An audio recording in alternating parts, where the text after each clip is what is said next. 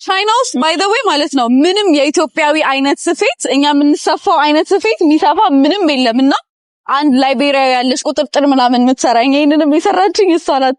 ከዛ የኢትዮጵያዊ አይነት ስፌት ትችያለሽ ወይ ብዬ ስላት አንቺ ብቻ ሂማንሽን አጥበሽ ነይ ችግር የለውም ሰራሻለሁ ብላኛለች።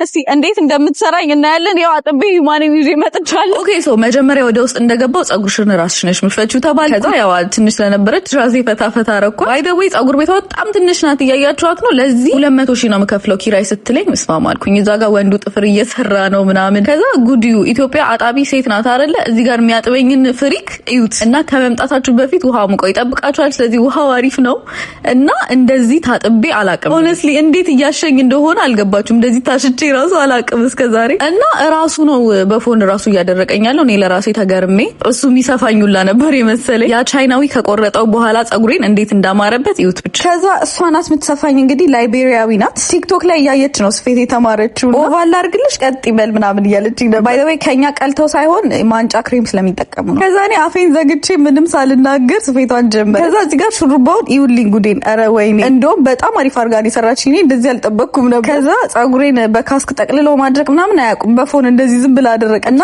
ሂዩማኒ አሪፍነቱ ማለት ነው ከስር ጠቆር ብሎ ስለሚጀምር ቀለም ስለሆነ አያስታውቅም። እና ሂዩማኑን ከየት ነው የገዛሽው እያለችኝ ነበር። የራሴ ነው እያልኩኝ እየጎረርኩባት ነበረ። እና አንዱ ፒስ ተሰፍቶ ይሄንን ይመስላል። እንዴት እንደሚያምር ይውልኝ። ጎልደን ነው ኮፊ ብራውን አይደለም። ከዛ ሁለቱ ፒስ ተሰፍቶ በቃ ይውት ይበቃኛል ሁለቱ ፒስ ራሱ ያምር። ከዛ ደግሞ ሶስቱ ፒስ ተሰፍቶ ይሄንን ይመስላል። የሂዩማኑን ፎቶ ከላይ ያረግላችኋለሁ እንዴት እንደሚያምር። ፉሚ ነው ከጥቁር የሚጀምር ጎልደን ብራውን ብዙ ቦታ የለምና እኔ ያው ለእናንተ እንዲመች ብዬ ቀለሞቹ ከጥቁር ነው የሚጀምሩት የኛ ከጸጉራችሁ ጋር እንዲመሳሰል ማለት ነው። ከዛ ያው ከፊት ለቀም ማረገችኝና በሁለት ሰርታኝ በቃ ስፈቹ ዌቭ ይሆናል አትለኝ። ስለዚህ ዌቭን ራሳችን እንሰራዋለን ማለት ነው። እዚህ ጸጉር ቤት መክፈት ብትፈልጉ ካላችሁ ከኔ ጋር ኮላብ አድርጋችሁ ትችላላችሁ።